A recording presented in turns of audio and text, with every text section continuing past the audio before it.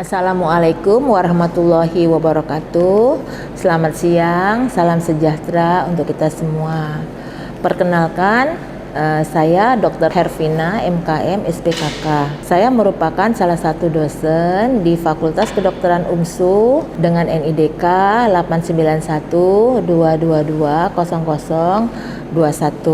Adapun mata kuliah yang saya ampuh adalah kuliah di bidang dermatologi, venerologi, estetik dengan bobot 4 SKS yang termasuk praktikum dan praktek atau kita sebut juga KKD. Yang dipelajari mata kuliah untuk blok dermatologi, venerologi, estetik ini di semester genap. Dalam proses pembelajaran saya menggunakan metode DIA, yaitu Delivery, Interaction, dan Assessment. Adapun capaian pembelajaran mata kuliah DVE ini atau Dermatovenerologi Estetik yaitu 1. Kita harus bertakwa kepada Tuhan Yang Maha Esa.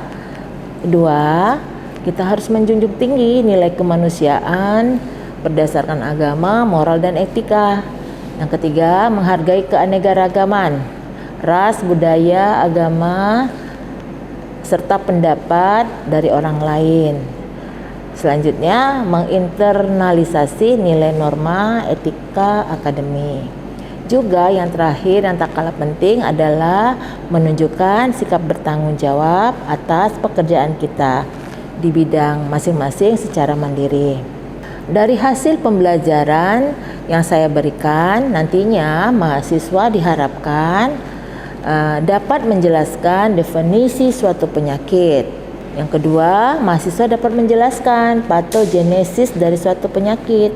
Yang ketiga, mahasiswa mampu menjelaskan patofisiologi suatu penyakit.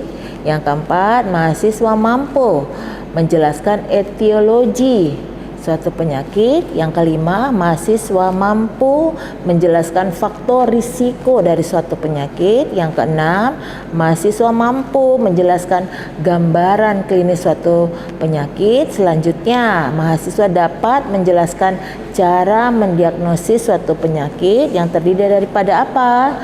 Anamnesisnya, pemeriksaan fisiknya, maupun pemeriksaan penunjang. Yang kedelapan, mahasiswa mampu menjelaskan diagnosis sementara dari suatu penyakit.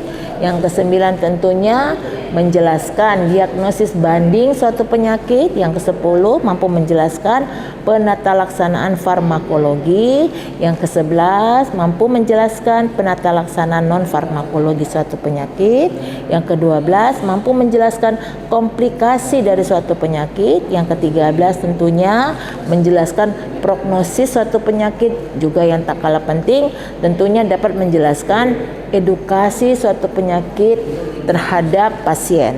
Adapun kajian materi saya pada pembelajaran DV ini yaitu beberapa penyakit seperti dermatitis atau eksem, alergi, dan pioderma superficial. Yaitu penyakit-penyakit apa di sini? Tentunya ada dermatitis kontak alergi, dermatitis kontak iritan, dermatitis pneumolaris, neurodermatitis sirkumskrip atau lichenifikasi, dermatitis atopi, dermatitis popok, fixed drug eruption, urtikaria, angioedem, erythroderma atau DEG, dermatitis eksfoliatif generalisata, impetigo bullosa, impetigo crustosa, ektima, folikulitis, furunkel, karbunkel, dan drug eruption makulopapul.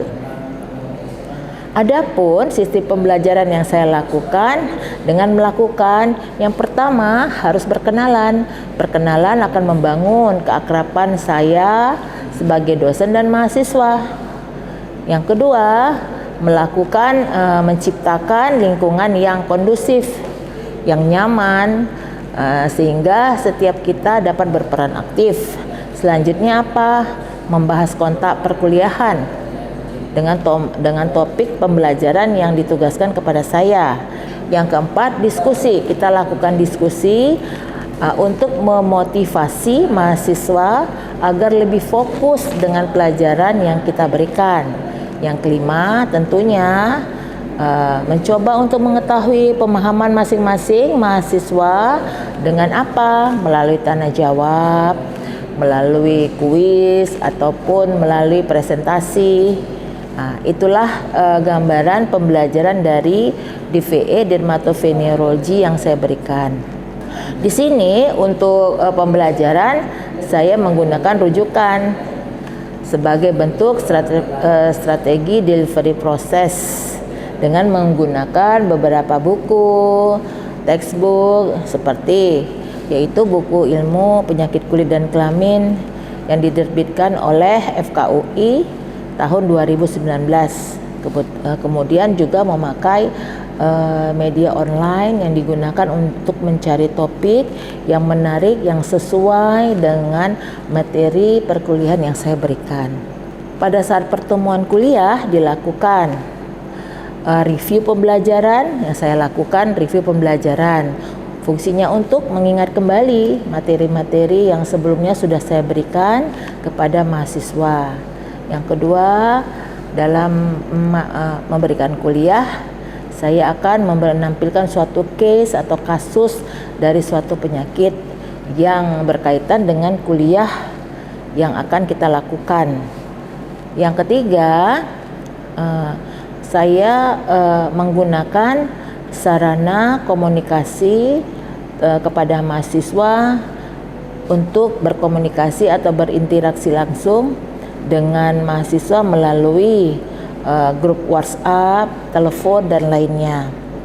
Pelaksanaan asesmen dalam pembelajaran melakukan evaluasi terhadap mahasiswa. Di awalnya tentunya saya akan menjelaskan bobot penilaian dari mata kuliah saya ini, di mana lecture dengan ujian akhir blok sebanyak 50%, ada SGD atau small group discussion dengan bobot 20%, laboratorium practice dan KKD 20%, serta attitude 10%. Selanjutnya, saya akan menampilkan proses pembelajaran saya di kelas dengan mata kuliah dermatologi venerologi estetik dengan tatap muka. Subjudulnya yaitu penyakit pioderma dengan judul karbonke. Selamat menyaksikan. Ya, assalamualaikum warahmatullahi wabarakatuh. Waalaikumsalam warahmatullahi wabarakatuh. Baiklah adik-adik sekalian, hari ini saya akan melanjutkan kuliah kita ya untuk blok dermatologi ya. Tapi sebelum kita mulai, tentunya kita harus baca dulu doa pembuka majelis ya. Bismillahirrahmanirrahim. Asyhadu an la ilaha illallah wa asyhadu anna Muhammadar Rasulullah. Raditu billahi rabbal wa bil islami dina wa bil Muhammadin nabiyyan rasulullah. Rabbi zidni ilma wa zidni fahma. Baiklah, hari ini saya akan memberikan mata kuliah ya, sub daripada penyakit pioderma ya. Pioderma itu artinya bakteri ya.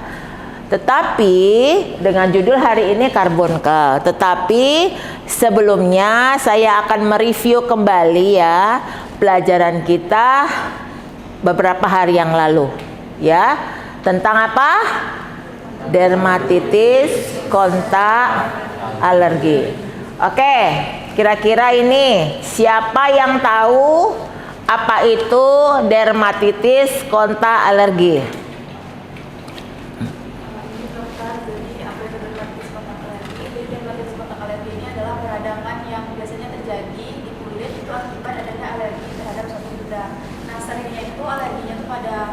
Logam ataupun bahan karet dan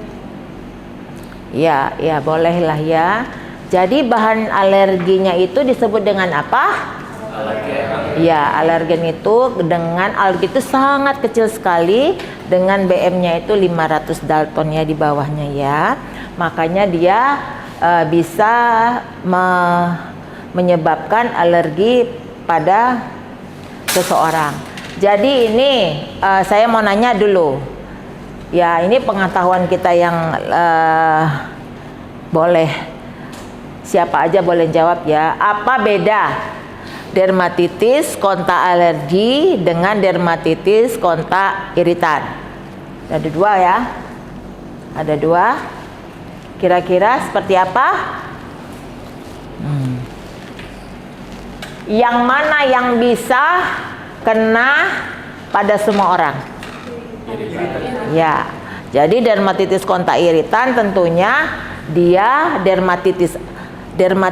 Ya, saya mau nanya dulu sampai lupa tuh. Apa arti dermatitis? Ya, peradangan pada kulit ya. Jadi dermatitis, peradangan pada kulit, kontak, artinya kita mengulang saja. Terpajan atau terpapar.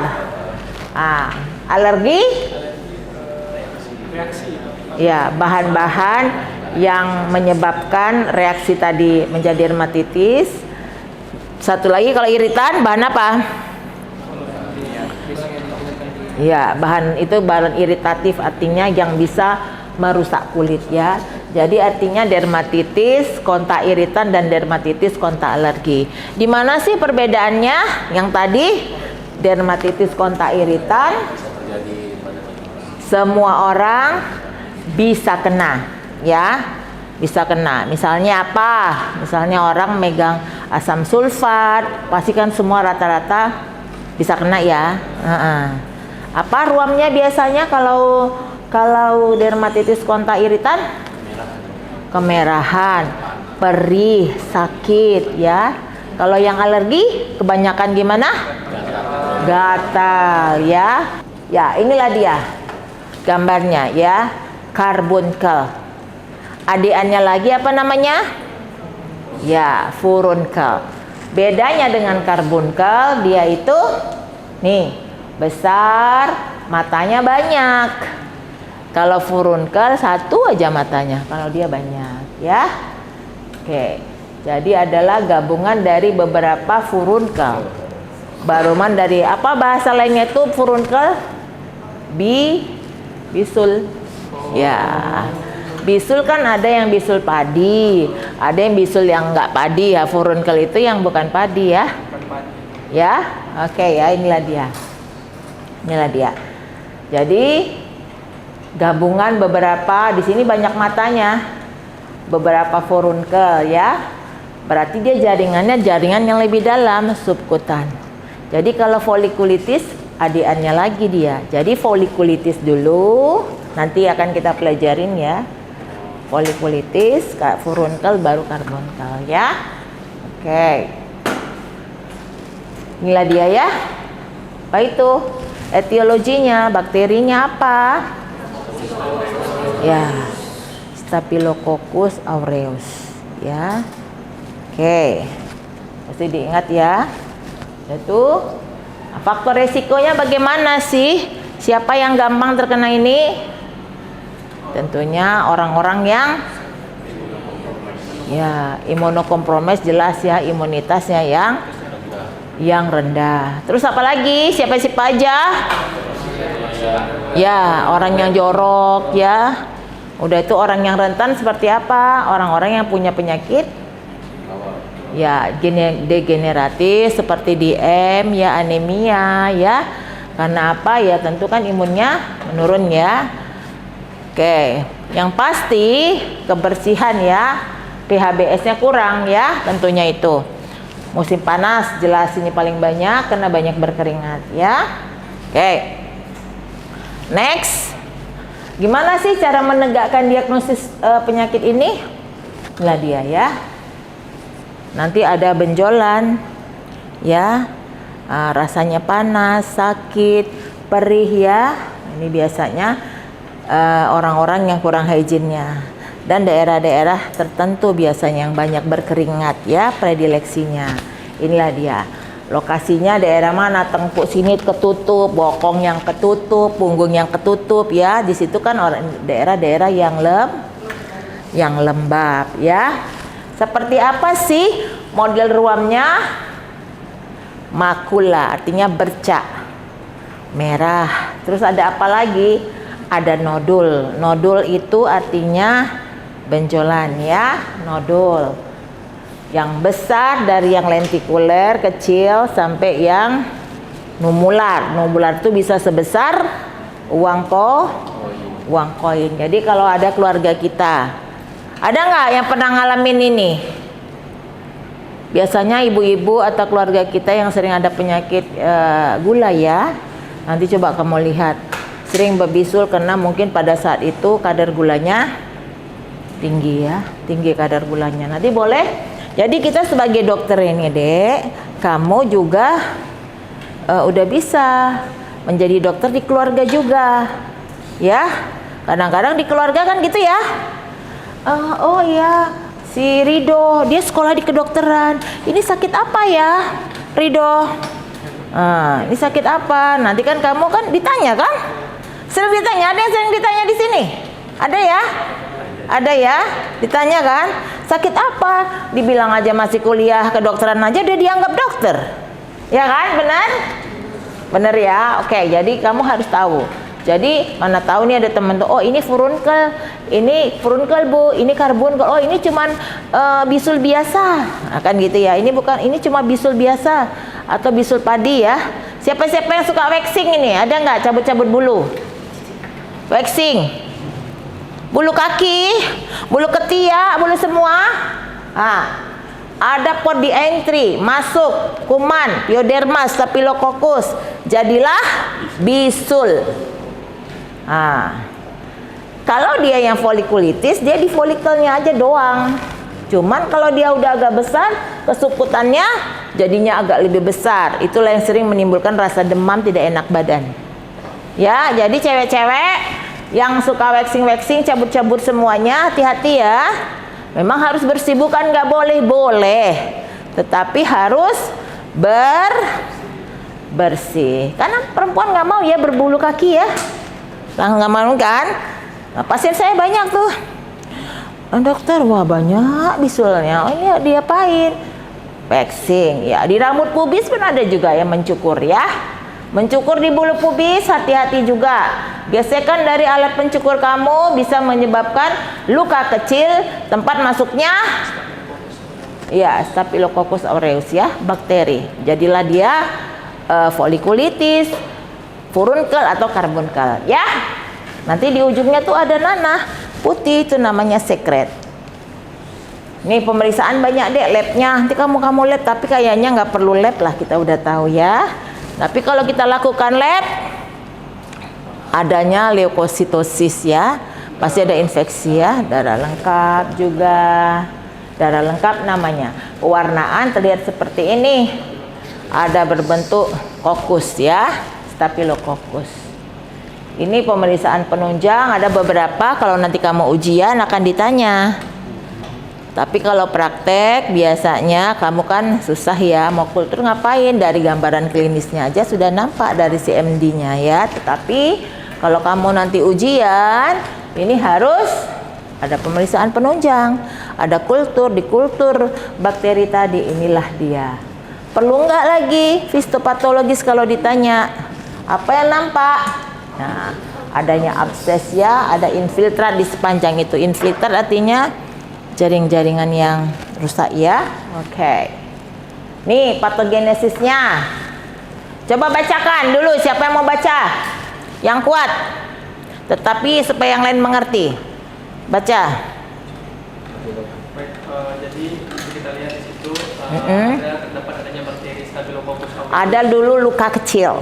Ya, terus Terdapat luka kecil, yang mana luka kecil ini bisa mengakibatkan masuknya bakteri Staphylococcus aureus. Ya. Dia masuk melalui kulit, terus dia yang dikarenakan tadi ada luka, goresan, dan iritasi pada kulit, yang mengakibatkan bakterinya itu berkolonisasi ke dalam folikel rambut dan kelenjar sebasea.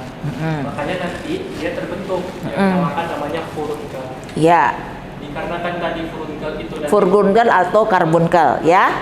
Setelah furunkel ini nanti berkumpul, setelah itu nanti dia menyebabkan nanti dia terbentuk jaringan parut lebih dalam. Setelah perkumpulan furunkel itu yang nanti disebut namanya karbunkel. Ya, ya furunkel itu dia nggak banyak-banyak matanya ya, jadi ada abses, Ada kata orang bisul besar ataupun bara ya. Kalau dia satu aja matanya itu namanya furunkel. Kalau karbonkel ya, tapi dengan syarat ada pintu masuk bakteri tadi. Oke. Gimana sih profesionalisme kamu sebagai seorang dokter? Iya. Iya, kalau kamu nggak mampu, konsul dong ke saya gitu ya. Nah, kalau mampu harus diselesaikan. Biasanya ini harus mampu, ya. Jadi sebagai seorang dokter kita harus tahu ya. Oke? Nah, ini daftar pustakanya. Thank you-nya, ya. Kira-kira ada yang mau nanya sampai sini? Ada yang kurang jelas? Begitu menariknya dan mengertinya. Dan begitu ininya lah ya, saya ngasih taunya. Gimana, Dok? Tadi kan ada kita membahas tentang gadu yang padi dan tidak padi itu Iya. gimana maksudnya? Jadi nanti namanya itu bahasanya bisul yang padi itu berarti bisul yang kecil-kecil. Jadi di antara kamu pernah nggak kalau di kaki kamu ada rambutnya, ada nanahnya, itu namanya folikulitis. Biasa dibilang orang tuh bisul kecil-kecil, bisul padi. Yang satu lagi itu dia hanya superficial. Yang satu lagi udah agak ke dalam, karbonkel dan furunkel tadi. Itu masuk ke padi. Enggak, itu yang padi itu biasanya ini ada bulu kamu. Ya entah kamu garuk-garuk, dia ada nodul atau ada nanahnya di atasnya. Itulah namanya folikulitis. Kecil. Yang saya bilang tadi, kalau cewek-cewek dia waxing. Ya, waxing itu banyak pasien saya, Dek. Dia mau cantik tapi dokter bisul-bisul kecil. Nah, karena dia waxing kan cabut bulu, ada podi entry. Jadi pada hari ini kita akan melakukan eksisi ya, eksisi dari tumor yaitu massa. Kan begitu. Jadi sebelum kita melakukan eksisi, tentunya ada syarat-syarat yang harus kita penuhi. Asepsis terlebih dahulu. Jadi yang namanya untuk darah ataupun yang ada darah, ada lukanya ini, kita nggak bisa memakai hanya hand scrub.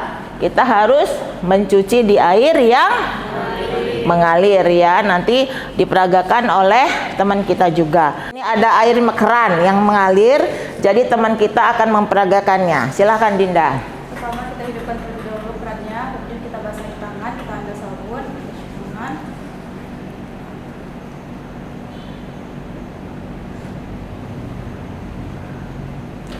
Ini cuci tangan 7 langkah. Dinda langsung aja. Kemudian kita selanjutnya kita basahi dari bawah.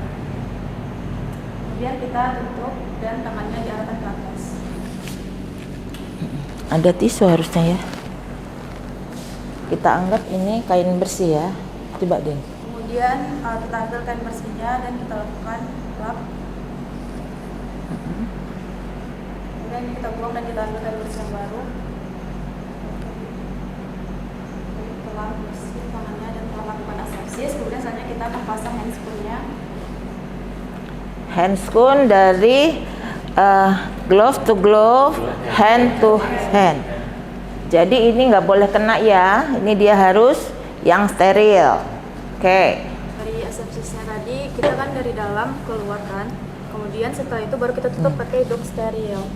Ya. Dalam keluar sekitarnya. Kemudian kita tutup pakai dok steril. Setelah kita tutup pakai dok steril, baru dengan pena tadi kita lakukan skin marking. Tujuannya supaya dia nggak kemana-mana nanti pas kita eksisi secara elips. Kalau misalnya ini ke atas 4 cm. Kita buat pola, ya pola.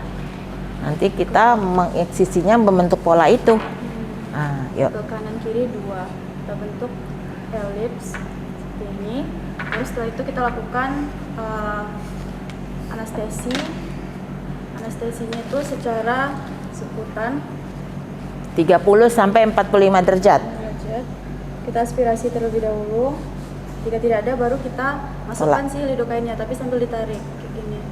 Jangan sampai keluar. Baru kita pindahkan ke sebelah sininya. Kita aspirasi lagi.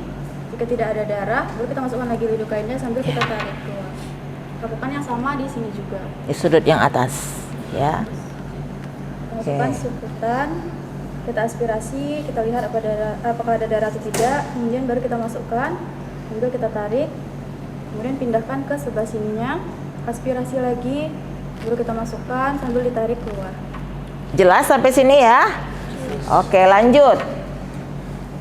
Selanjutnya baru kita tunggu dulu 2 menit. Iya, kita Kemudian coba. kita tanya apakah masih sakit atau tidak pasiennya. Setelah itu baru kita lakukan eksisinya. Oh ya, tadi sebelum mulai kita udah inform concern ya. Izin sama pasien ya. Ini akan lakukan ini Pak, izin. Boleh? Jika udah boleh baru kita lakukan. Ya. Biasanya kita akan lakukan eksisi. Jadi eksisi ini pertama untuk memasukkannya itu secara 90 derajat.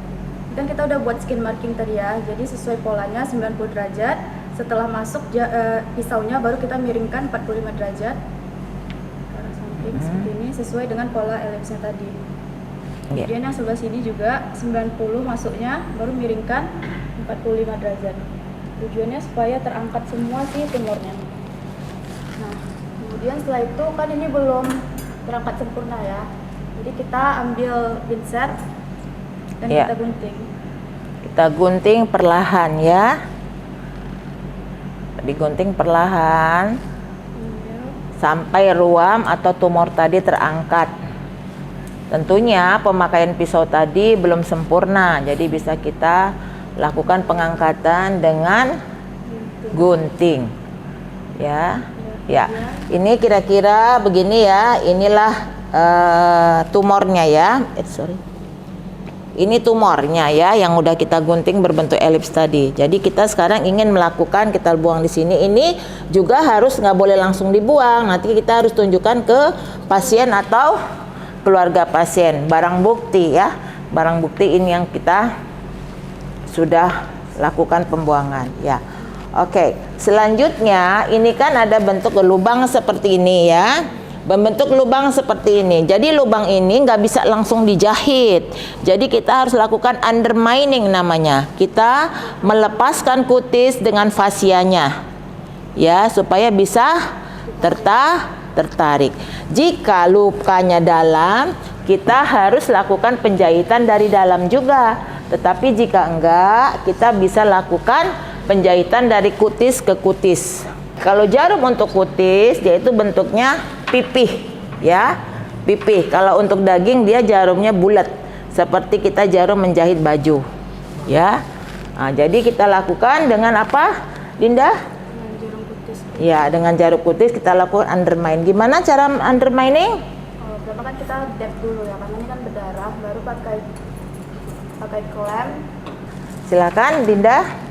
Sama kita ambil kasnya dulu, kita dab karena kan ini pasti berdarah ya. Kalau misalnya nggak berhenti darahnya, boleh kita counter. Setelah di dab, setelah dipastikan perdarahannya udah berhenti, baru kita ambil klem. Kita lakukan peregangan di sekitar kulitnya supaya nanti pas kita acting itu dia lebih gampang. Undermining namanya, peregangan. Kita lepaskan antara fascia ototnya itu dengan kulit ya, supaya kulitnya bisa ditarik, disatukan antara tepi dan tepi. Ya, kalau tadi ini lukanya dalam, tentu kita lakukan 2 jahitan. Jahitan di dalam ya, baru jahitan di luar. Oke, kalau semua udah pas, sudah mengerti, saya rasa sampai ketemu lagi di pelajaran yang lain, di mata kuliah yang lain. Sebelum kita meninggalkan ruangan, kita baca dulu doa penutup majelis. Bismillahirrahmanirrahim. Subhanakallahumma wa bihamdika asyhadu an la ilaha anta astaghfiruka wa atubu ilaik. Alhamdulillahirabbil alamin. Demikianlah video pembelajaran ini saya persembahkan dalam unjuk karya PDD UKT PT dalam memenuhi sertifikasi dosen pada tahun 2025. Semoga bermanfaat untuk mahasiswa, masyarakat, dan kita semua. Wassalamualaikum warahmatullahi wabarakatuh.